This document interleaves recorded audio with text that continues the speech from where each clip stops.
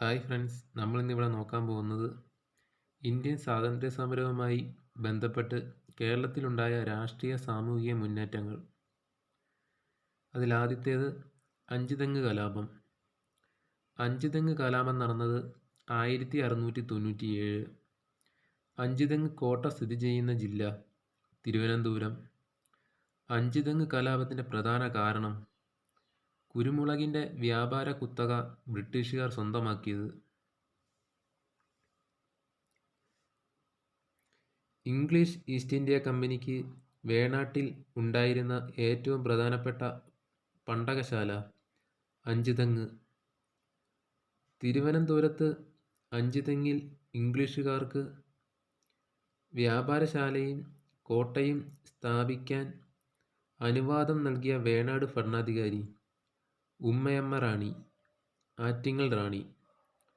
അഞ്ചുതെങ്ങ് കോട്ടയുടെ പണി പൂർത്തിയായ വർഷം 1695. അടുത്തതായി നോക്കുന്നത് ആറ്റിങ്ങൽ കലാപം.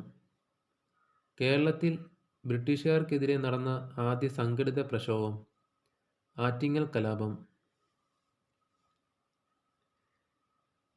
ആറ്റിങ്ങൽ കലാപം നടന്ന വർഷം 1721 ഏപ്രിൽ 15. ആറ്റിങ്ങൽ കലാപത്തിൽ വധിക്കപ്പെട്ട പ്രധാന ബ്രിട്ടീഷ് ഉദ്യോഗസ്ഥൻ ഗിഫോർഡ്. ആറ്റിങ്ങൽ കലാപം നടന്ന സമയത്തെ വേണാട് രാജാവ് ആദിത്യവർമ്മ. ആറ്റിങ്ങൽ കലാപത്തെ തുടർന്ന് തദ്ദേശീയരായ ജനങ്ങൾ പിടിച്ചടക്കിയ കോട്ട അഞ്ചുതെങ്ങ് കോട്ട. എവിടെ നിന്നുള്ള ബ്രിട്ടീഷ് സൈന്യമാണ് ആറ്റിങ്ങൽ കലാപം അടിച്ചമർത്തിയത്? തലശ്ശേരി. ആറ്റിങ്ങൽ കലാപാനന്തരം ഒപ്പുവെച്ച ഉടമ്പടി വേണാട് ഉടമ്പടി. വേണാട് ഉടമ്പടി ഒപ്പുവെച്ചത് എന്ന്? 1723. ഒപ്പുവെച്ചവർ മാർത്താണ്ഡവർമ്മ, അലക്സാണ്ടർ ഓം. അടുത്തതായി നോക്കുന്നത് കുണ്ടറ വിളംബരം. കുണ്ടറ വിളംബരം നടത്തിയ ഭരണാധികാരി വേലുത്തമ്പി ദളവ.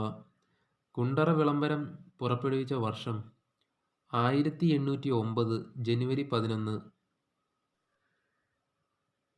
നമുക്ക് കൺഫ്യൂസിങ് ഫാക്ട്സ് നോക്കാം. ബ്രിട്ടീഷുകാർക്കെതിരെ കേരളത്തിൽ നടന്ന ആദ്യ കലാപം അഞ്ചുതെങ്ങ് കലാപം 1697. കേരളത്തിൽ ബ്രിട്ടീഷുകാർക്കെതിരെ നടന്ന ആദ്യ സംഘടിത കലാപം ആറ്റിങ്ങൽ കലാപം 1721. കേരളം പൂർണ്ണമായും ബ്രിട്ടീഷ് ആധിപത്യത്തിൽ കീഴിലായത് 18-ാം നൂറ്റാണ്ടിൽ. മലബാർ ബ്രിട്ടീഷുകാർക്ക് ലഭിച്ചത് 1792 ശ്രീരംഗപട്ടണ സന്ധി പ്രകാരം. ബ്രിട്ടീഷുകാരുടെ നേരിട്ടുള്ള ഭരണത്തിന് കീഴിലുണ്ടായിരുന്ന കേരളത്തിലെ പ്രദേശം മലബാർ. ബ്രിട്ടീഷ് റെസിഡന്റുമാരിലൂടെ പരോക്ഷമായി ഭരണം നടത്തിയ പ്രദേശങ്ങൾ കൊച്ചിയും തിരുവിതാംകൂറും.